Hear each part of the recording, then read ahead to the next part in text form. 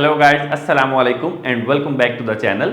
आज हम डिस्कस करने वाले हैं रेशो एनालिसिस में जितने भी एमसीक्यूज आएंगे वो हम मैक्सिमम डिस्कस करने की कोशिश करेंगे और मैं आपको शॉर्ट कैलकुलेशन बताऊंगा कि अगर आप कंपैरेटिव एग्जाम के अंदर एफपीएससी, पीपीएससी, सीएसएस कहीं भी बैठे हैं तो अगर आपको कैलकुलेटर यूज़ नहीं करना तो किस तरह से आप उसको ईजिली जल्दी से सॉल्व कर सकते हैं, मेंटल एबिलिटीज़ को यूज़ करते हुए सॉल्व कर सकते हैं ताकि आपका टाइम भी वेस्ट ना हो।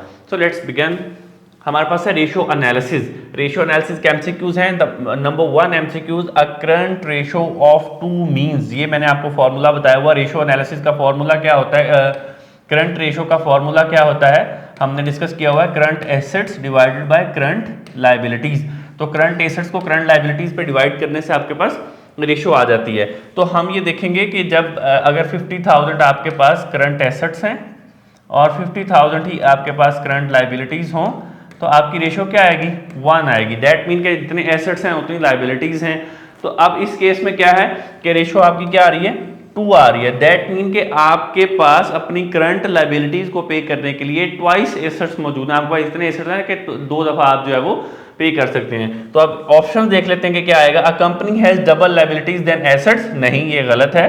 अ company can pay short term debts twice over, ये वाला जो आंसर है ये बिल्कुल ठीक आंसर है। कंपनी अपने शॉर्ट टर्म एसेट्स को पे करने के लिए जो डेट होगा उसको 2 दफा उसको पे कर सकती है। ठीक है, बाकी इनवैलिड ऑप्शंस हैं, उसकी जरूरत नहीं है। ऑलराइट, नेक्स्ट एमसीक्यूज हमारे पास है, which scenario indicates a liquidity problem. कौन सा ऐसा सिनेरियो इन सब में होगा जो कि लिक्विडेट कर रहा होगा, कि लिक्विडिटी प्रॉब्लम को हाईलाइट कर रहा होगा। लिक्विडिटी क्या होता है कि अपने एसेट को कितनी जल्दी कैश में कन्वर्ट कर लेते हैं आप। तो अगर तो करंट रेशियो आपकी हो 3.5, अगर करंट रेशियो आपकी 3.5 हो तो ये वाला होगा, नहीं ये तो बहुत अच्छी रेशियो होती है करंट, मैंने बताया जैसे ही 1 से एक्सीड करती जाती है तो रेशियो बढ़ती जाती है। क्विक रेशियो 0.6, हाँ जी क्विक रेशियो आपकी है 0.6, ये प्रॉब्लमेटिक हो सकता है। बाकी ऑप्शन को देखें, डेट रेशियो है 0.4, ये भी इनवैलिड है।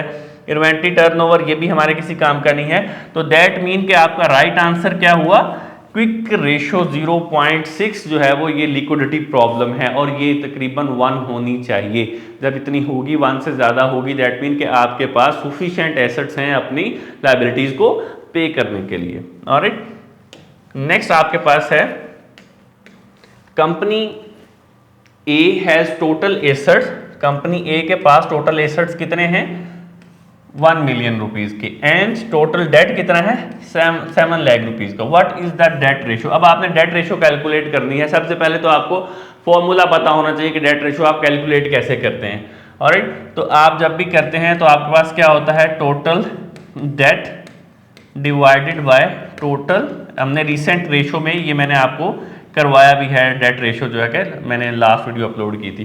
Total date divide by total assets पे आप डिवाइड कर देते हैं। तो आपके पास टोटल एसेट्स कितने हैं, 1 मिलियन रुपीज के। ये एग्जाम में आपने इसी तरह से सॉल्व कर सकते हैं। ये सिर्फ मैं आपको कैलकुलेशन बता रहा हूँ, वैसे तो आपको फिंगरप्रिंट्स पे ये आपकी चीज़ें होनी चाहिए। और टोटल डेट है आपके पास 7 लाख रुपीज़ का और टोटल लाइबिलिटीज़ हैं, टोटल एसेट्स हैं आपके पास 1 मिलियन के। तो अब आपने इसको डिवाइड करना है। अब आपने सिंपल कैलकुलेशन करनी है, जो मैं आपको बताना चाह रहा हूँ। माइंड के अंदर जो आपने कैलकुलेशन करनी है, ये देखें, ये 5 इसकी अगर जीरोज में है, यहाँ से इसकी कैंसिल कर दूं तो आपके पास ये रह जाता है 7/10 रह जाता है। तो इसको तो अब आपके साथ कैलकुलेट करना बहुत ही आसान हो जाएगा। आप इसमें डिवाइड अगर आपने करना हो तो ये डिवाइड नहीं हो रहा तो आप क्या लगाएंगे, 0 पॉइंट, ये कितना हो जाएगा, 70 हो जाएगा। तो जब अगर ये 70 हो जाए 0 लगाने से तो ये 7 आ जाएगा। तो दैट मीन कि ये आपके पास डेसिमल में आंसर आ गया। मल्टीप्लाई कर दें इसको 100 के साथ तो आपकी रेशियो कितनी आ जाएगी, 70%। आप इसमें से आंसर देख लें, अगर तो 0.7 है तो ये आपका आंसर करेक्ट होगा, 70% होता तो 70% वाला आंसर करेक्ट हो जाता आपका। ये सिंपल आपने इसमें कैलकुलेशन करनी है। नेक्स्ट आपके पास है debt ratio assures. Debt ratio क्या अश्योर करती है, एफिशिएंसी ऑफ ऑपरेशंस को, proportion of debt to total assets, profitability और लिक्विडिटी। तो जब भी डेट रेशियो की हम बात करते हैं तो ये क्या अश्योर कर रही होती है कि आपके proportion of debt to total asset, total assets में आपका प्रोपोर्शन कितना है। बी आंसर जो है वो आपका बिल्कुल सही होगा यहाँ पे। ओके, नेक्स्ट आपके पास है times interest earned ratio. Time interest earned ratio क्या है, ठीक है, तो उसके ऑप्शन दी हैं, EBIT, earning before interest and taxes, divided by interest expenses, तो यही इसका करेक्ट आंसर होगा। ये इसका फॉर्मूला लिखा हुआ EBIT, earning before interest and taxes. इसको क्या करते हैं हम, इंटरेस्ट एक्सपेंसेस को फाइंड आउट करने के लिए हम ये वाली रेशियो जो है वो टाइम इंटरेस्ट अर्न रेशियो करते हैं। लास्ट वीडियो में मैंने आपको बताई भी है ये। नेक्स्ट आपके पास है fixed payment coverage ratio includes which of the following, क्या इसमें इंक्लूड होता है? उसमें EBIT इंक्लूड होती है, बिल्कुल होती है। लीज पेमेंट होती है, बिल्कुल होती है। Interest plus preferred dividend include होता है, बिल्कुल होता है। तो ऑप्शन क्या आएगी? डी आंसर आपका करेक्ट होगा। ऑल ऑफ द अबव आपका जो आंसर है ये वाला, ये आपका करेक्ट आंसर होगा, क्योंकि जब भी कवरेज रेशियो की हम बात करते हैं तो इसके अंदर लीज पेमेंट, सारी जितनी भी फिक्स पेमेंट्स होती हैं वो सारी की सारी इसके अंदर आ जाती हैं और ये कंप्लीट रेशियो कंसीडर की जाती है। ठीक है, लास्ट वीडियो में हमने चेक किया था। उसके बाद है a company has EBIT of 2 lakh rupees, interest है उसका 50,000, time interest earned ratio find out करनी है। तो टाइम इंटरेस्ट अर्न रेशियो का मैंने आपको फॉर्मूला ऑलरेडी बताया हुआ है। आपके पास क्या होना चाहिए? एक तो उसने बता दिया आपके पास कि EBIT होना चाहिए, EBIT, और क्या होना चाहिए आपके पास? इंटरेस्ट एक्सपेंस होने चाहिए। तो वो कितने हैं आपके पास? इंटरेस्ट एक्सपेंसेस वैसे ही लिख लें आप, ठीक है। तो ये आपके पास times interest earned ratio is equals EBIT 2 lakh. ये मैं कैलकुलेट करके इसलिए बता रहा हूँ ताकि आपको आपके क्वेश्चंस भी आपको डिवाइड करेंगे तो आपके पास 4 टाइम्स आ जाएगा, 4 टाइम। ये 4 टाइम्स यहाँ पे देखें ये आपके पास पड़ा है, तो दैट मीन कि ये आंसर आपका करेक्ट होगा इस केस में। नेक्स्ट आपके पास है net income is equal 1,20,000, equity आपकी है जी 6 लाख रुपीज की। ROE आपने फाइंड आउट करना। देखिए इस तरह के क्वेश्चंस आपको एग्जाम में आते हैं जो कि आपको कंफ्यूज करते हैं और आपका टाइम टेकिंग हो जाते हैं। अब उसने नेट इनकम, अगर तो आपको ROE का सबसे पहले आपको फॉर्मूला पता होना चाहिए। ROE किस तरह से निकालते हैं? रिटर्न ऑन इक्विटी है ये, ठीक है। तो रिटर्न ऑन इक्विटी जब भी निकलती है आपको पता होना चाहिए नेट इनकम होती है आपकी net income divided by equity. मैं सिंपल वर्ड में लिख देता हूं। अब आपको उसने क्या दे दिया? उसने ROE दे दिया। ROE उसने आपको फाइंड आउट करने का कह दिया। तो नेट इनकम उसने दे दिया आपको 1,20,000 और 6 लाख की आपके पास क्या है? इक्विटी है। तो सिंपल जब आप डिवाइड करेंगे तो आपके पास रेशियो निकल के आ जाएगी।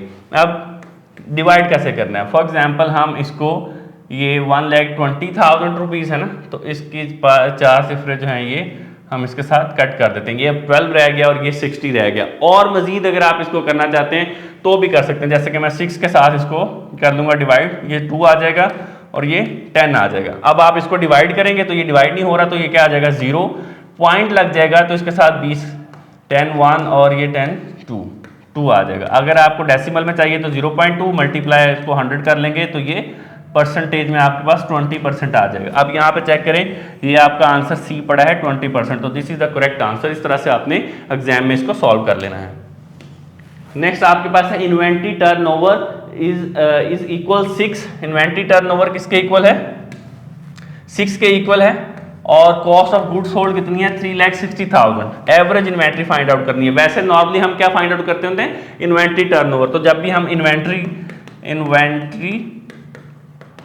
टर्नओवर फाइंड आउट करते हैं तो हमारा फॉर्मूला क्या होता है? हमारा फॉर्मूला होता है cost of goods sold divided by average inventory. Average inventory ये हमारा फॉर्मूला होता है। अब इस केस में उसने एवरेज इन्वेंट्री फाइंड आउट करने का कह दिए, तो आपके पास एवरेज इन्वेंट्री उसने दे दी है, इन्वेंट्री टर्नओवर दे दिया 6, कॉस्ट ऑफ गुड सोल्ड भी दे दी 3,60,000 डिवाइडेड बाय एवरेज इन्वेंट्री। आपने एवरेज इन्वेंट्री फाइंड आउट करनी है। जब आप एवरेज इन्वेंट्री नहीं है तो फाइंड आउट करेंगे तो यहाँ पे मल्टीप्लाई हो रहा है तो डिवाइड हो जाएगा, 3,60,000 डिवाइडेड बाय 6 हो जाएगा। अब कैसे फाइंड आउट करेंगे? 3,60,000 डिवाइडेड बाय 6, तो ये आपका क्या बन जाएगा? एवरेज इन्वेंट्री का फॉर्मूला बन जाएगा। तो डिवाइड करें आप तो आपके पास ये 60,000 रुपीज़ आ जाएंगे। सिंपल 60,000, ये आपका करेक्ट आंसर होगा। बी आंसर आपका करेक्ट हो जाएगा।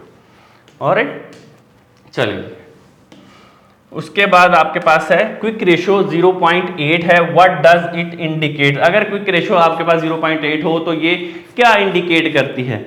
तो ये गुड लिक्विडिटी को इंडिकेट करेगी। इनसफिशिएंट लिक्विड एसेट्स टू पे लायबिलिटीज, यही इसका आंसर करेक्ट होगा कि आपके पास इनसफिशिएंट फंड्स हैं, लिक्विड एसेट्स हैं, जिससे आप अपनी लायबिलिटीज को, करंट लायबिलिटीज को पे कर सकते हैं।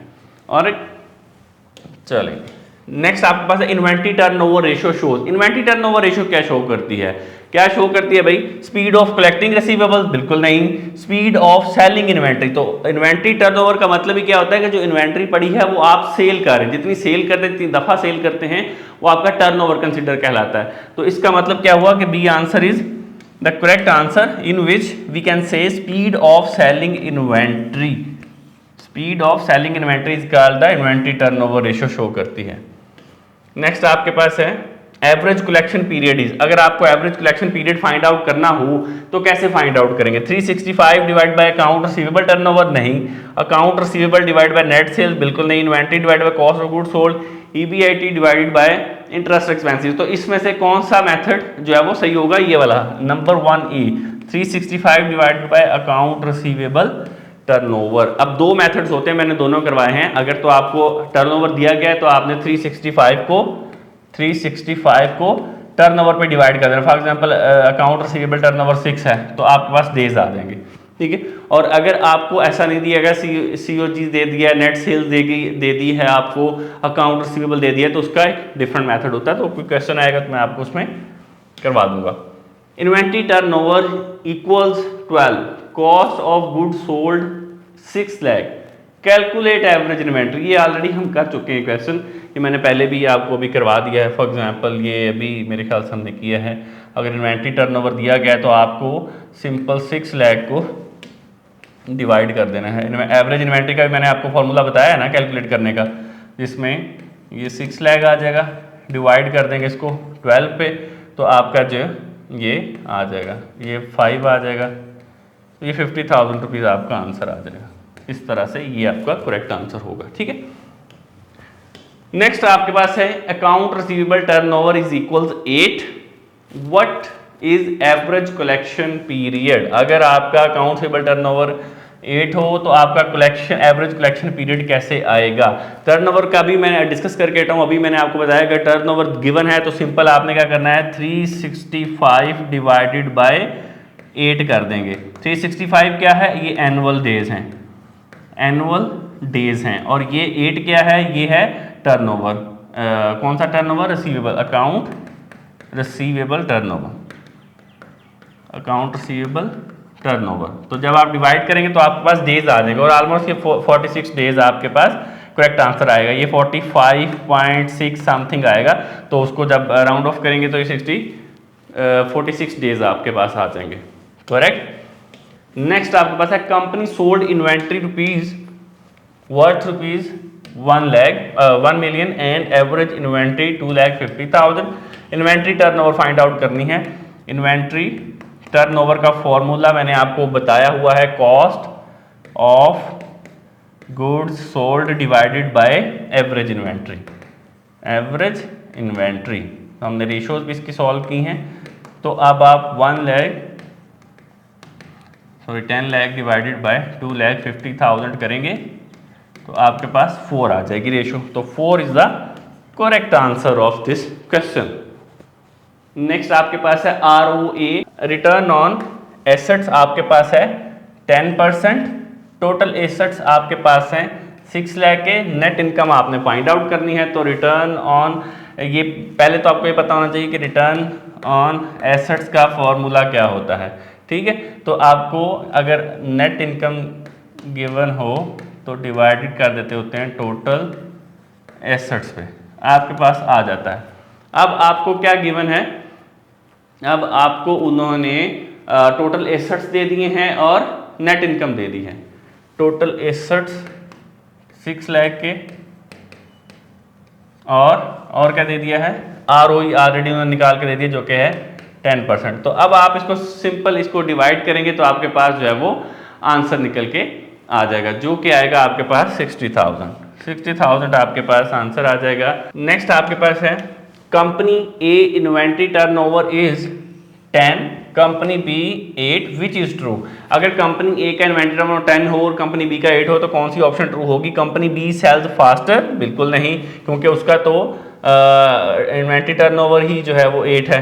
तो company A sells faster, both equal, can not say. ये वाला आंसर बी करेक्ट होगा, company A sells faster, because इसका जो इन्वेंटरी टर्नओवर ज़्यादा है 10 है और इसका कम है 8 है। तो जिसका ज़्यादा होगा वो कंपनी ज़्यादा सेल कर रही होगी चीज़ों को ज़्यादा अच्छे से। नेक्स्ट है net income is equal 75,000, sales है 5 लाख, नेट प्रॉफिट मार्जिन आपको फाइंड आउट करना है। नेट प्रॉफिट मार्जिन कैसे आप फाइंड आउट करते हैं? सबसे पहले आपको फॉर्मूला पता होना चाहिए। नेट प्रॉफिट मार्जिन, वैसे तो ये सिंपल आपको पता होना चाहिए, जितनी जल्दी आपकी ये मेंटल कैलकुलेशन से आपके माइंड में होनी चाहिए। ये मैं आपको सिर्फ यहाँ पे सिर्फ इन डिटेल बताने की समझाने की कोशिश कर रहा हूँ कि आपने पेपर में एग्जाम में किस तरह से सॉल्व करना है। नेट इनकम आपके पास है 75 लाख और सेल्स है आपके पास 5 लाख। तो net income 75,000 divided by sales 5 lakh, तो इसको आपने डिवाइड कर देना। अब आप इसको, आपको समझ नहीं आ रहा है कि ये इतनी बड़ी कैलकुलेशन कैसे, तो इसको और सिंप्लीफाई कर लेंगे। 30 से कट जाएंगी, इसको और सिंप्लीफाई कर लें, इसको 25 से डिवाइड कर लें तो ये 3 आ जाएगा, इसको डिवाइड करेंगे तो ये 20 आ जाएगा। अब 3 ऑफ 20 को तो डिवाइड करना आसान है। अब 3 को हम 20 पे डिवाइड करते हैं अगर फॉर एग्जाम्पल, तो नहीं डिवाइड हो रहा तो 0 आ जाएगा, 0 पॉइंट आ जाएगा और यहाँ पे 0 लग जाएगा, तो ये 1 आ जाएगा। ऑलराइट, तो यहाँ पे 20 बच के गया 10, फिर यहाँ पे आपके पास 0 आ जाएगा और यहाँ पे 0 आ जाएगा, तो ये सॉरी यहाँ पे 0 नहीं आएगा, यहाँ पे एक 0 लगाएंगे तो ये आपके पास 20/5 आ जाएगा 25, तो 0.15 आपके पास आंसर। ये डेसिमल में है, अगर इसको उसमें कन्वर्ट करना परसेंटेज में तो 100 से मल्टीप्लाई करेंगे तो परसेंटेज में भी ये कन्वर्ट हो जाएगा। A company has net income of 1,20,000, sales है 6 lakh, net profit margin find out करना सिंपल है। इस क्वेश्चन को आपने मुझे बताना है कि कैसे सॉल्व करना है और इसका आंसर जो है वो आपने कमेंट बॉक्स के अंदर मुझे कमेंट करके बताना है कि कैसे नेट प्रॉफिट मार्जिन इसका निकलेगा और कितना निकलेगा। नोट कर ले इसको शाबाश जल्दी से। नेक्स्ट हमारे पास है कंपनी ROE इज 16%, इक्विटी है 5 लाख की और नेट इनकम आपने फाइंड आउट करनी है। ये बहुत इंपॉर्टेंट है, इसको मैं थोड़ा सा डिटेल में बताता हूँ कि अगर क्वेश्चन में ऐसा क्वेश्चन आ जाता है तो कैसे सॉल्व करेंगे। ठीक है, तो अभी सबसे पहले आपको पता होना चाहिए कि ROE क्या होता है, रिटर्न ऑन इक्विटी होता है, फॉर्मूला क्या होता है, नेट इनकम होती है और डिवाइड किस पे करते हैं, इक्विटी पे करते हैं। तो जब आपको ये फॉर्मूला पता है तो आपको ये पता होना चाहिए कि इसमें नेट इनकम गिवन है, बाकी ये ROE भी गिवन, नेट इनकम गिवन नहीं है, ROE गिवन है 16% और इक्विटी गिवन है। तो दैट मीन कि अगर इक्विटी यहाँ पे डिवाइड होगी तो यहाँ जाके क्या हो जाएगी, मल्टीप्लाई हो जाएगी। तो फॉर एग्जांपल अब हमने क्या करना है, 16% निकालनी है ऑफ 5 लाख की। अगर दूसरे लफ्जों में मैं ये देखूँ कि 16% ऑफ 5 लाख निकालनी है, ऑलराइट, या इसको डिवाइड करना 0.16 को उसके साथ 5 लाख के साथ, दोनों सूरतें ना, दोनों कंडीशंस हैं। अब हम इसको क्या करेंगे, इसको स्टेप बाय स्टेप सॉल्व करने की कोशिश करेंगे। ये मेंटल आपने स्टेप करने हैं, अभी डिटेल में इसलिए बता रहा हूं ताकि आपको समझ आ जाए कि एग्जाम में कैसे सॉल्व करते हैं। अब मैं क्या करूंगा, 16% मुझे यहाँ पे मुश्किल लग रही है, 16% मैं कैसे फाइंड आउट करूँ। तो सबसे आसान तरीका तो ये है, मैं नेक्स्ट भी आपको बताऊंगा। पहला तरीका ये कि आप इसको चंक्स में डिवाइड करें। स्टेप 1 में आप क्या करें कि इसको छोटे छोटे उसमें डिवाइड कर लें। आप इसको 10% कर लें, 10%, आप इसको 10% कंसीडर करें, एक आप इसको 5% कंसीडर करें और एक आप इसको 1% कंसीडर करें, ये 16% हो जाएगा। अब इसकी रेशो इसमें से निकालना आसान हो जाएगा। जैसे कि मैं 10% को अगर निकालना चाहूँ 50 लाख का, 5 लाख का, तो मैं इजीली निकाल सकता हूँ। जैसे कि ये है तो इसका मैं एक डेसिमल जो है यहाँ से उड़ा दूंगा 10% निकालने के लिए, तो ये मेरे पास क्या आ जाएगा, 50,000।